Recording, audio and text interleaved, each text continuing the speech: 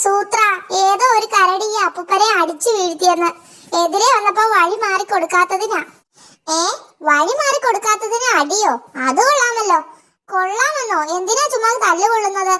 തല്ലുകൊള്ളാമെന്നല്ല, ഇതിനെതിരെ പ്രതികരിക്കണമെന്ന്. അതെ, എതിരെ വരുന്നവർ തല്ലുന്നതിനെതിരെ പ്രതികരിക്കണം. എന്താ പ്രശ്നം? ഒരു കരടി ഈ അപ്പൂപ്പനെ വെറുതെ തല്ലി. ഒരു കരടിയല്ല, ഏതോ ഒരു കരടി. കൊണ്ടാണെന്ന കരടിയുടെ പേര്. ഈ പ്രശ്നത്തിനെതിരെ നമ്മൾ പ്രതികരിച്ചേ തീരൂ. അതെ, പ്രതികരിച്ചാൽ പ്രശ്നം തീരും. ഒരു മീറ്റിംഗ് സംഘടിപ്പിക്കാം. അതിനെതിരെ ശബ്ദം ഉയർത്തണം. എങ്കിൽ നല്ല ശബ്ദമുള്ളവരെ മീറ്റിംഗിന് വിളിക്കാം. സുഹൃത്തുക്കളെ, കെണ്ടാങ്കരടി കാരണമില്ലാതെ തല്ലിയതിനെതിരെ പ്രതികരിക്കാനാണ് നമ്മൾ. കാരണമുണ്ട് സൂത്ര, എതിരെ വന്നതാ കാരണം. ശുശു, താൻ മിണ്ടാതിരി. നമ്മൾ ഈ മീറ്റിംഗ് വിളിച്ചു കൂട്ടിയിരിക്കുന്നത് ഓരോരുത്തരായി ഇവിടെ വന്ന അഭിപ്രായം പറയണം. തല്ലിയ കൊണ്ടാങ്കരടിക്ക് കഴിഞ്ഞ ആഴ്ച തല്ല് കിട്ടിയിട്ടുണ്ട്, ഞാൻ കണ്ടതാ. എങ്കിൽ അതിനെതിരെ പ്രതികരിക്കണം. ആരാ തല്ലിയത്? കർമ്മറു കടുവ. ഏത്? ബബ്ബന്റെ തൊഴി കിട്ടിയ കർമ്മറുവോ? അതെ. ബബ്ബൻ തൊഴിച്ചോ? എങ്കിൽ അതിന് പ്രതികരിക്കണം. ബബ്ബനും കണക്കിന് കിട്ടി. മിനിഞ്ഞാന്ന് ഉറങ്ങുമ്പോ തേനീച്ച കുത്തി.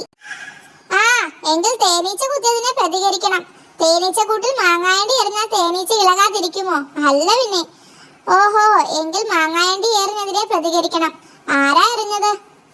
ഈ അപ്പൂപ്പനാ. എങ്കിൽ പ്രതികരിക്കണോ വേഗം. അമ്മോ, ഇതിനെതിരെ പ്രതികരിക്കണോ സൂത്ര? ഏതോ ഒരു സിംഹം എന്റെ ഗുഹയിലേക്കുള്ള വഴി ചോദിച്ചെന്ന ഒരു കിളി പറഞ്ഞു. ചോദിച്ചാലും കൊടുക്കരുത് ചേട്ടാ. എന്ത് കൊടുക്കരുതെന്ന്? വഴി ആർക്കെങ്കിലും കൊടുത്താൽ നമ്മൾ എന്ത് വഴി വരും? അതല്ലടോ, ഇങ്ങോട്ടുള്ള വഴി ചോദിച്ചു മനസ്സിലാക്കിയെന്ന്. കണ്ടാൽ ഒരു ഭീകരനാണത്രേ. ആക്രമിക്കാനാണോ എന്നാ സംശയം. എങ്കിൽ വഴി ചോദിച്ചു മനസ്സിലാക്കിയത് നന്നായി അല്ലേ സൂത്ര? നിങ്ങൾ പോയി എന്തെങ്കിലും ആയുധവുമായി വാ. എന്നിട്ട് എന്റെ കാവൽ ഭടന്മാരായി നിൽക്ക്. ആയുധവുമായി വേഗം വരണം. അവൻ എപ്പോഴേ എത്തുകയെന്ന് പറയാൻ പറ്റില്ല. ഓരോരോ പണി വരുന്ന വഴിയേ. അല്ലെങ്കിൽ വേണ്ട, സൂത്രൻ ഇവിടെ നിൽക്കട്ടെ. ശേരു ആയുധവുമായി വാ. കുടുങ്ങി. ഞാനോ? ഞാൻ എന്തായുധം ഉണ്ടാക്കാനാടോ? വല്ല കല്ലോ മുള്ളോ കമ്പിൽ കെട്ടിവെച്ച് കൊണ്ടുപോടോ? എടോ, ചെറിയൊരു ടിസ്റ്റ് ഉണ്ട്. മറ്റേ സിംഹം അടുത്ത കാട്ടിൽ നിന്ന് വന്നതാ. അതാണോ ടിസ്റ്റ്? അല്ലടോ, പുള്ളിക്ക് ആയുധങ്ങൾ കണ്ടാലേ പേടിയാ. അതുകൊണ്ട് താൻ ആയുധം കയ്യിലെടുത്തോ. പക്ഷേ മറച്ചു പിടിച്ചു വന്നാ മതി. എന്തെങ്കിലും പ്രശ്നമുണ്ടെങ്കിൽ മാത്രം എടുത്താൽ മതി. ആയുധം കണ്ട് ഗസ്റ്റ് പേടിച്ചോടിയാൽ കടയനെ ഇൻസൾട്ട് ആവും. നമുക്ക് ഇടിയും കിട്ടും. ശരു ഇപ്പൊ വരും. ആയുധം മറച്ചു പിടിക്കാൻ പറഞ്ഞിട്ടുണ്ട്. ദേ വരുന്നു. ഇതാണോ മറച്ചു പിടിക്കൽ? അയ്യോ ഗദ. എടോ, തന്നോടല്ലേ മറച്ചു പിടിക്കാൻ പറഞ്ഞത്? മറച്ചു പിടിച്ചല്ലോ. കണ്ടോ, കല്ലിൽ മുള്ളൊട്ടിച്ച ആയുധമാ. വള്ളി ചുറ്റി മറച്ചു. വൈദർക്ക് പ്ലാസ്റ്റിക് സർജറി ചെയ്യാൻ അറിയാമോ? ഞാൻ വൽപ്പു. എന്റെ വാലും ചെവിയും വലുതാ. രണ്ടും ചെറുതാക്കണം. ഞാൻ ചെറുപ്പു. വാലും ചെവിയും ചെറുതാ. അതും വലുതാക്കണം. അതായത് എന്നെ ചെറുപ്പുവിനെ പോലെ ആക്കണം. എന്നെ പൽപ്പുവിനെ പോലെയും. അത് പ്ലാസ്റ്റിക് സർജറി ചെയ്യണമെന്ന് അമ്മാവൻ പറഞ്ഞു. ഹേയ്, അതൊന്നും നടപ്പുള്ള കാര്യമല്ല. വൈദ്യര് വിചാരിച്ചാൽ നടക്കും. വൈദ്യര് മഹാനാണെന്നും അമ്മാവൻ പറഞ്ഞു. ചെറിയ ശാസ്ത്രക്രിയയൊക്കെ ചെയ്യാം, പക്ഷെ ഇത് ഞാൻ ചെയ്യില്ല. അങ്ങനെ പറയരുത്. മഹാന്മാർ മനസ്സ് വെച്ചാൽ എന്തും നടക്കും. നിങ്ങൾ പോയിട്ട് പിന്നെ വാ. പാവങ്ങളാ, എന്തെങ്കിലും സൂത്രം കൊണ്ടേ സമാധാനിപ്പിക്കാൻ പറ്റൂ. വൽപ്പുവിന്റെ ചെവിയും വാലും ചെറുപ്പുവിന്, ചെറുപ്പുവിന്റേത് വൽപ്പുവിന്. ഹഹഹ. വഴിയുണ്ട് വൈദ്യരെ. അയ്യോ, മുറിച്ചു കൊടുക്കാനാണോ? വൈദ്യരെ, രണ്ടുപേരെയും കുറച്ചു നേരം ബോധം കെടുത്താൻ പറ്റുമോ? അതിന് മരുന്നുണ്ട്. ഞാൻ വൈദ്യരുടെ അസിസ്റ്റന്റാ. ഈ മരുന്ന് കഴിച്ചോ. ഉറങ്ങി ഉണരുമ്പോഴേക്കും സർജറി തീർത്തു തരാം. ആണോ? ഹിഹിഹി. രണ്ടുപേരും കണ്ടാൽ ഒരുപോലെയാ. അത് വെച്ച് ഒരു സൂത്രം ഒപ്പിക്കാം. നമ്മൾ പറ്റിച്ചെന്ന് അവർക്ക് തോന്നരുത്. പാവങ്ങളാ. ദാ ഉണർന്നു. Surgery success. തന്റെ ചെവിയും വാലും വലുതായില്ലേ? എന്റെ ചെവിയും വാലും പണ്ടേ വലുതല്ലേ. ഞാൻ വൽപ്പുവാ. അല്ലെന്നേ, താൻ ചെറുപ്പുവാ. ദാ ആ വൽപ്പുവിന്റെ ചെവിയും വാലും തനിക്ക് കിട്ടിയതാ. അപ്പൊ ഞാനോ? താൻ വൽപ്പു. തനിക്ക് ചെറുപ്പുവിന്റെ വാലും ചെവിയും ഫിറ്റ് ചെയ്തു. ഹിഹി. അത് ശരി, ഞാനാണല്ലേ വൽപ്പു. അപ്പോൾ ഇനി ആരെങ്കിലും പേര് ചോദിച്ചാൽ ഞാൻ വൽപ്പു എന്ന് പറയണം. താൻ എന്റെ പേരെന്ന് ചോദിച്ചേ. ശരി, തന്റെ പേരെന്താ? ചെറുപ്പു. അയ്യോ, എനിക്ക് ചെറുപ്പു എന്നാ നാവൽ വരുന്നത്. തനിക്കോ? തന്റെ പേരെന്താ? എനിക്ക് വൽപ്പു എന്ന് പറയാനാ തോന്നുന്നത്. എന്തോ കുഴപ്പമുണ്ട്. ഈ അസിസ്റ്റന്റ് ചതിച്ചു. വാലും ചെവിയും മാറ്റിയത് സമ്മതിച്ചു. പക്ഷേ പ്ലാസ്റ്റിക് സർജറി വഴി പേരും തമ്മിൽ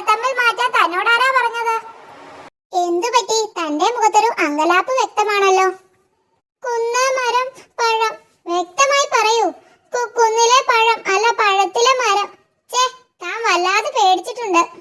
വരൂ, സംഭവസ്ഥലം കാണിച്ചു തന്നാൽ വ്യക്തമാവും. ഇനി പറയൂ, എന്ത് സംഭവിച്ചു? ക്രമമായി പറയണം. ഞാൻ ഈ മരത്തിൽ ഒന്ന് ചാരി ഇരുന്നതാ. അപ്പോ മരം ഒന്ന് കുലുങ്ങി, ഒരു പഴം താഴെ വീണു. അതത്ര വ്യക്തമായില്ല. ചാരിയാൽ മരം കുലുങ്ങുമോ? നോക്കട്ടെ, താനൊന്ന് ചാരൂ. ശരിയാണ്, പഴം വീഴും. എന്തു പറ്റി? എന്താ പ്രശ്നം? മരം ചാരി, പഴം. വ്യക്തമായി പറയൂ, അല്ലെങ്കിൽ ഇപ്പോൾ ചെയ്തതുപോലെ കാണിച്ചു കൊടുക്കൂ. ഇങ്ങനെ ചാരിയപ്പോൾ പഴം ഇങ്ങനെ വീണു. എന്താ ചർച്ച? ഞാനും കൂടി ഒന്ന് കേൾക്കട്ടെ. ഇങ്ങേർക്ക് കൂടി കാണിച്ചു കൊടുക്കൂ, വ്യക്തമാകട്ടെ. ഇങ്ങനെ ചാരി, അങ്ങനെ പഴം വീണു. കഥയാണോ? ഞാൻ കേട്ടില്ല, ഒന്നുകൂടി പറ. ഇങ്ങനെ പഴം വീണു, ദേ പിന്നെയും രണ്ടുപേര് വരുന്നുണ്ട്. ശരി, അത്രയും എല്ലാവർക്കും വ്യക്തമായി. ഇനി ബാക്കി പറയൂ. താഴെ നിന്ന സൂത്രന്റെ തലയിലാണ് പഴം വീണത്. തല കറങ്ങി സൂത്രം വീണു. അതാണ് കാര്യം. ഇപ്പോൾ വ്യക്തമായി. അതൊരു ചെറിയ പ്രശ്നമല്ലേ? കുറച്ചു നേരം കിടന്നാൽ തലചുറ്റലും മാറി എഴുന്നേറ്റോളും. വാ പോകാം, വെറുതെ സമയം കളഞ്ഞു. എഴുന്നേൽക്ക് സൂത്ര, ഇതൊരു ചെറിയ പ്രശ്നമാണെന്ന് വ്യക്തമായി. അതാരാ സൂത്ര? ഇവിടെ കണ്ടിട്ടില്ല. അയ്യോ, നടന്നു വന്നു ഇതിലെ. തടഞ്ഞു വീണു ഇവിടെ. ഓ, പാട്ടുകാരനല്ലേ? പാട്ടുകാരനൊന്നുമല്ല, വീണതിന്റെ വേദന മാറാനാ. ഞങ്ങളുടെ കാട്ടിൽ ഇങ്ങനെ ഒരു പതിവുണ്ട്. പ്രശ്നം വന്നാൽ പാട്ട് പാടുക.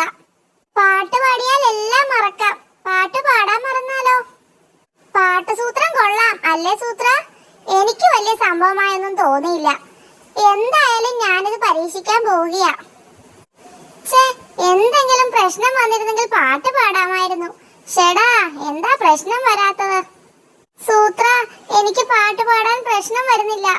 താനാ കടിയന്റെ അടുത്ത് ചെല്ല, ആവശ്യത്തിന് പ്രശ്നം കിട്ടും. അയ്യോ, ഒരു പ്രശ്നമുണ്ട്. ഒരു കാര്യം മറന്നു. ഇവിടെ അടുത്ത് എന്റെ ഒരു അമ്മാവനുണ്ട്. ഇന്ന് പോയി കാണണമെന്ന് പറഞ്ഞിരുന്നു. വേദന വന്നല്ലോ, മുതുകിന് വേദന വന്നല്ലോ. താനും പാട്ട് തുടങ്ങിയോ? എന്തു പറ്റി? അമ്മാവൻ തല്ലി നടുപൊടിച്ചു. എന്തിന്? അമ്മാവന് അസുഖം, അതൊരു പ്രശ്നമാണല്ലോ. അതുകൊണ്ട് ഞാൻ ഉറക്കെ ഒരു പാട്ട് പാടി. അമ്മാവന് എന്താ അസുഖം? ചെവി വേദന. ചെവിക്ക് റെസ്റ്റ് കൊടുത്തിരുന്ന നേരമായിരുന്നു. ഹായ് സൂത്ര, ഇതെന്താ? അച്ഛൻ തന്നതാ. ഉടുപ്പെന്നാ പേര്. അടുപ്പോ? അടുപ്പല്ല, ഉടുപ്പ്. മനുഷ്യരുടെ നാട്ടിൽ നിന്ന് അച്ഛന് കിട്ടിയതാ. ഇതെന്തിനാ? മനുഷ്യൻ ഉടുപ്പിട്ടാ നടക്കുക. ഉടുപ്പിട്ടോ? അതെ, എവിടെയെങ്കിലും പോകുമ്പോൾ മനുഷ്യർ ഉടുപ്പിടും. മലയിൽ പോകുമ്പോഴും ഉടുപ്പിടുമോ? ഇടും. പുഴയിൽ പോകുമ്പോഴും ഉടുപ്പിടുമോ? ഇടും. ഈ മനുഷ്യരുടെ ഓരോ കാര്യങ്ങളെ. ഞാനും ഉടുപ്പിടട്ടെ സൂത്ര? ഇട്ടോ, ഞാൻ അഴിച്ചു തരാം. ഇട്ടോ. നീ എങ്ങോട്ടാ പോകുന്നത്? പുഴയിലേക്കാ. ഉടുപ്പെവിടെ? ഉടുപ്പിട്ടു. പുഴയിൽ പോകുമ്പോൾ ഉടുപ്പിടണ്ടേ? ഞാൻ ഉടുപ്പ പുഴയിൽ ഇട്ടല്ലോ. അജഗജൻ വീഴാൻ പോണേ. തൂങ്ങി നിൽക്കുകയാ. വീണാൽ തവിട് പൊടിയാവും. മനസ്സിലാവാത്ത ഭാഷയിൽ കരച്ചിലോട് കരച്ചിൽ. നേർത്ത വള്ളി പൊട്ടി ഗർത്തത്തിലെ കൂർത്ത പാറയിൽ ആർത്തനാദത്തോടെ വീഴുന്നത് ഓർത്തു നോക്കാം. ഇതെങ്ങനെ പറ്റിയ അജഗജ? കാൽപ്പാളിയിൽ നിൽപ്പാൻ പറ്റാതെ കാൽപാദം തെന്നി നൂൽപാലത്തിൽ തൂങ്ങി വിൽപ്പവറക്കെ പോയി ഹെൽപ്ലേസ് ആയി. വല്ലതും മനസ്സിലായോ? കുറച്ചൊക്കെ. അജഗജ, ഞങ്ങളെ രക്ഷിക്കാം. രക്ഷിക്കുന്നതിന് മുമ്പ് ആ കക്ഷികൾ സൂക്ഷിച്ചു വീക്ഷിക്കേണ്ട ഒരു കാര്യമുണ്ട്. അതെന്താ? സുസ്ഥിരമായ പാറയിലെ അസ്ഥിതയിലുള്ള കൊമ്പിന്റെ തൽസ്ഥിതി വിട്ടാൽ ഉസ്ഥിതിയിൽ അസ്ഥി ഒടിയും. ബെസ്റ്റ്. ഒരു വാക്ക് പോലും മനസ്സിലായില്ല. അർത്ഥം പറഞ്ഞു തരാൻ ആരെങ്കിലും വേണ്ടതായിരുന്നു. നമ്മൾ ഇങ്ങനെ നിന്നിട്ട് കാര്യമില്ല. ചെടി വൈകാതെ പിഴുതു പോരും. അജഗജം വീഴും. മുകളിൽ നിന്ന് വലിച്ചു കയറ്റാൻ പറ്റില്ല, കൈയെത്തില്ല. വീഴുമ്പോൾ താഴെ നിന്ന് പിടിക്കുന്നതും റിസ്കാ. വീണ് കഴിഞ്ഞിട്ട് പിടിച്ചാലോ? ഏതായാലും ആരെങ്കിലും സഹായത്തിന് വേണം. താൻ ആരെങ്കിലും വിളിക്ക, സമയം കളയാനില്ല. ജയ് വിളിക്കും പോലെ കൈവിട്ട് കളിച്ചാൽ തൈവിട്ട് പോന്ന് ഐവിൻ ഹാൾ. പേടിക്കാതിരി, ശരി. ആളെ വിളിക്കാൻ പോയിട്ടുണ്ട്. ഏതെങ്കിലും ആനയെ കിട്ടിയാൽ പിടിച്ചിറക്കാൻ എളുപ്പമായേനെ. കിട്ടി സൂത്ര. ഇങ്ങേര് വിചാരിച്ചാൽ അജഗജനെ താഴെ ഇറക്കാൻ പറ്റുമോ? താഴെ ഇറക്കാനല്ല, പണ്ഡിതനാ. അജഗജൻ പറയുന്നതിന്റെ അർത്ഥം പറഞ്ഞു തരാൻ വിളിച്ചതാ. വീണു. അടിയിളകി ചെടിയുടെ പിടിവിട്ട് അടിയനിതാ അടിയിലേക്ക് പടിപടിയായി. സങ്കടങ്ങൾ മാറ്റാൻ കാട്ടുമുത്തപ്പനെ സന്തോഷിപ്പിക്കണം. കാട്ടുമുത്തപ്പനെ എങ്ങനെ സന്തോഷിപ്പിക്കും? തീറ്റ കൊടുക്കണം.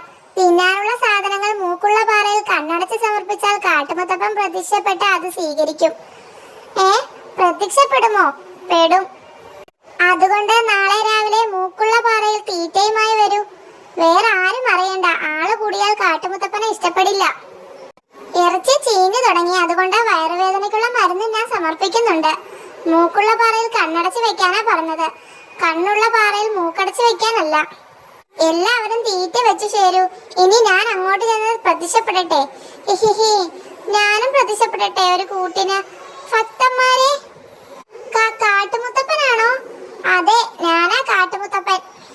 നിങ്ങൾ കൊണ്ടുവന്ന ഈ തീറ്റയൊക്കെ ഞാൻ സന്തോഷത്തോടെ സ്വീകരിക്കാം. കാട്ടുമുത്തപ്പ, ഒരു മിനിറ്റ്. എന്നിട്ട് എന്റെ കോന്ത്രപ്പല്ല് മാറിയില്ലല്ലോ. പല്ല് ശരിയാകാനല്ലേ ഞാൻ ഇത്രയും പ്രാർത്ഥിച്ചത്. എന്നിട്ട് പിന്നെയും തിന്നാൻ വന്നിരിക്കുന്നു. കാട്ടുമുത്തപ്പനായാലും ഒരു മര്യാദ വേണ്ടേ? ഇങ്ങനെ രണ്ട് കൊണ്ടാലേ കാട്ടുമുത്തപ്പൻ പഠിക്കൂ. സൂത്ര, കാട്ടുമുത്തപ്പൻ വേഷം കിട്ടിയതൊക്കെ കൊള്ളാം, പക്ഷെ എന്റെ പേര് കളയരുത്. താനെന്താ വരയ്ക്കുന്നത്? കണ്ടിട്ട് തനിക്കെന്ത് തോന്നുന്നു? അപ്പൂപ്പൻ താടി വിയർത്തൊലിക്കുന്ന പടം. എടോ മണ്ടച്ചാറേ, സൂര്യൻ കരയുന്നതാ. അയ്യോ, എന്തിനാ കരയുന്നത്? അത് മോഡേൺ ആർട്ടാ. വലിയ വലിയ അർത്ഥങ്ങൾ ഉണ്ടാവും. വേനൽക്കാലം തീരാൻ പോകുന്നു എന്ന് ഓർക്കുമ്പോൾ സൂര്യന് സങ്കടം വരും, അപ്പോ കരയും. അതാണ് മഴയായി പെയ്യുന്നത്. അതാണല്ലേ മഴ. ഇതൊന്നും എനിക്ക് അറിയില്ലായിരുന്നു. എടോ, ശരിക്കും അങ്ങനെയൊന്നുമല്ല. ഇത് ചിത്രകാരന്റെ ഭാവനയാ. മോഡേൺ ആർട്ടിൽ അങ്ങനെയാ. നടക്കാത്ത കാര്യമൊക്കെ വരയ്ക്കാം. ഉള്ളിൽ ഉള്ളതൊക്കെ പ്രകടിപ്പിക്കാൻ മോഡേൺ ആർട്ട് ബെസ്റ്റാ. നടക്കാത്ത കാര്യം കുറെ എന്റെ ഉള്ളിലും ഉണ്ട്. Modern art പ്രകടിപ്പിക്കട്ടെ. ആഹാ, താൻ വരയ്ക്കടോ. സൂത്ര, പ്രകടിപ്പിച്ചു കഴിഞ്ഞു. എവിടെ? കാണട്ടെ. പാവം ശരു. സൂര്യൻ, മേഘം, മഴ ഇതൊക്കെ വരച്ചാൽ മോഡേൺ ആർട്ട് ആവുമെന്നാ വിചാരം. എന്താ ഇവിടെ പരിപാടി? അയ്യോ കടിയൻ, മോഡേൺ ആർട്ടാ. ഉള്ളിലുള്ളത് പ്രകടിപ്പിച്ചതാ. സോറി. ഇതാരാ വരച്ചത്? ഞാനാ. സിംഹം കരയുന്ന ചിത്രം. ഇതാണോടോ തന്റെ ഉള്ളിലുള്ളത്? സിംഹമോ? ഇത് കണ്ടാൽ അങ്ങനെ തോന്നുമോ? ഇത് ശരു വരച്ചതാണോ? അതെ, സോറി. കണ്ടു പഠിക്കണോ. ഇങ്ങനെ വേണം ചിത്രം വരയ്ക്കാൻ. സൂര്യൻ, മേഘം, മഴ, മഴയത്ത് നനയുന്ന കുറുക്കൻ. ഷേരുവിന് തന്നേക്കാൾ കഴിവുണ്ട്. സൂര്യനെ വരച്ച എനിക്ക് ഇടി, തനിക്ക് അഭിനന്ദനം. അതിന് ഞാൻ വരച്ചത് സൂര്യനെ അല്ല, കടിയനെയാ. മറ്റേത് മേഘവും മഴയുമല്ല, മരമാ. മരച്ചുവട്ടിൽ നിൽക്കുന്നത് താനാ. തന്നെ പേടിച്ച കടിയൻ മരത്തിൽ ഒളിച്ചിരിക്കുന്നതാ ഞാൻ വരച്ചത്.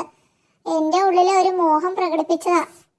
പൊക്കം 14. ഇനി വയറളവ് നോക്കാം. വയറ് 10. അപ്പോൾ മുതുകത്തെ ഇടി കിട്ടാറുണ്ടല്ലേ?